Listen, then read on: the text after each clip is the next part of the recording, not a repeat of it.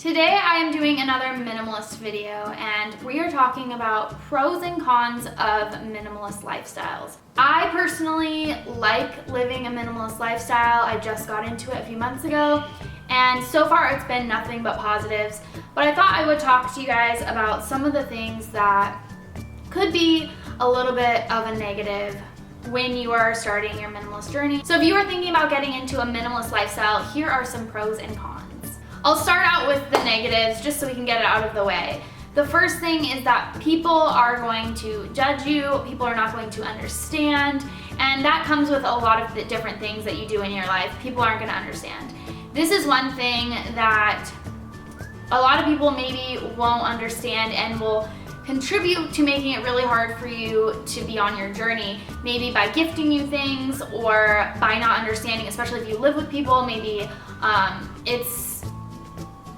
it's something that they don't agree with, so you have to kind of live in someone else's clutter, and that's all things that could come with becoming a minimalist. And judgments can also come not only from the outside of the community, but also from the inside. Maybe you aren't minimalist enough, and I think that that's something that you have to just let go, because you're never going to be this enough or whatever enough. Being a minimalist isn't about how much you can get rid of, and I think that sometimes it can turn into this competition where, you know, I got rid of this many things, or I only live with 50 things.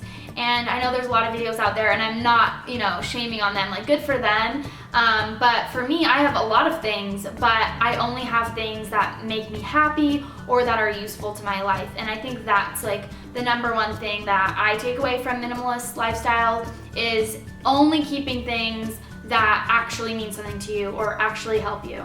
The next thing is actually getting rid of things. It can be really, really hard to get rid of like memorabilia or things that you've been gifted. And I think the best thing to do with that is take pictures of memorabilia and and put them on a hard drive or something like that. That's the easiest way for me to get rid of those kinds of things, or keep it down to one box of those types of things. And that way you don't have things piled up everywhere. And then things that people gift you, you really have to, it's really, really hard, but I think the easiest thing to do is to, give the things that you don't need to someone else.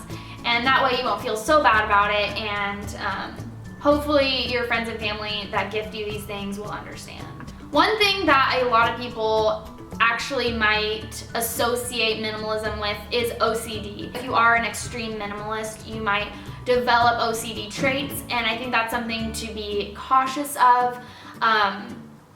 But as long as you're being cautious and you aren't obsessing, then it's okay. A lot of the times people can start obsessing over getting rid of things or not bringing things into their house. But you just have to be very careful. And if you are getting into minimalism because of the aesthetic, that's something that won't stick around. So you do have to think about the mindset behind the aesthetic. So why are you being a minimalist? The mentality behind it isn't about the aesthetic, even though that comes along with it, which is really nice. But it's about, only keeping things that make you happy or are useful to your life. And that's what you always have to keep in mind when you're getting rid of things or bringing things into your home, I guess. One thing that I think a lot of people go through when they start their minimalist lifestyle is getting rid of too much. Sometimes you might, especially if you go through all your house at once, which is what I did, and I don't seem to have any issues yet. 3 months ago, I went through my whole entire apartment and got rid of a lot of things.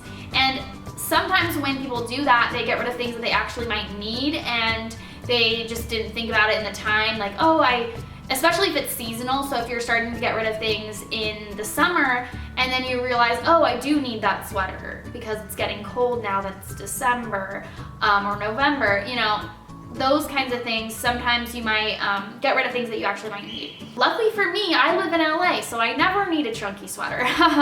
But yeah, that could be one thing that you have to be careful of when you're doing like a big cleanse. Now, I know that was a lot of cons, but now we are going into the pros. One of the biggest things for me is clearing my mind and clearing my space. I finally found out who I am because of minimalism. After starting my minimalist journey, I realized that I was crowded by things that weren't myself. I don't know if that makes sense to a lot of people, but say you have like all these clothes in your closet and you have this trend and you have that trend and you have all these different trends, and then you're like, I don't know what my style is.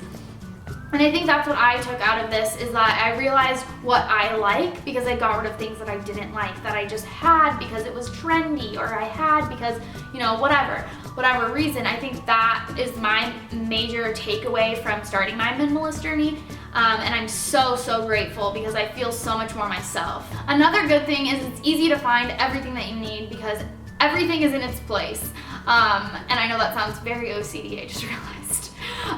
But my keys are always at the front door, always. I used to just throw my keys in my purse or like throw my keys wherever when I got home, but now they're always in the right place. And my camera stuff is always in its drawer, and this is always here, and that's always there, and I always know where everything is, and it's easy to see where everything is, and there's no clutter. Another great pro is that this saves so much money. You're not buying into trends or things that you don't actually need. A lot of the time, TV and commercials and all of that stuff makes you want to buy all these random things, and then you come home and you have like 50 things from Target that you were like, I only went there for one thing. Now that you've been in a minimalist mindset, when you go into Target is easier to tackle, because when you go in, you look at something that you like, you're like, cool, but do I need that? Is that gonna make me really happy in like 2 weeks? So you kind of change the way you purchase things, and I feel like it's so much better for your wallet and your mind and your aesthetic. And the last thing that I just want to talk about is travel. Travel becomes so much easier. I haven't really gone on a big trip or anything like that yet. I'm going in 3 days, but moving was actually made so much easier because I had less stuff to carry. You pack lighter, you only take the things that you need. I remember I would go on trips and I would pack in a huge suitcase full of things, and then I would get on my trip and I would go and I would only wear, you know, the 4 outfits that I needed, or however long I was there for. And I wouldn't need all this extra shenanigans. So packing is made so much easier now that I have a minimalist mindset. Of course, there's more pros to this as well, but those are the things that I wanted to talk about today. I hope you guys liked this video. If you did, give it a thumbs up, and let me know in the comments down below some of your pros and cons of minimalist lifestyles. Don't forget to subscribe, and I'll see you guys in my next video. Bye! Yeah, I think I got one. Her soul is presidential like Barack's son. Yeah, she call me Goose, I call her Maverick cause her Top Gun. They say we annoying, they just jealous cause we got left. Ah, yeah.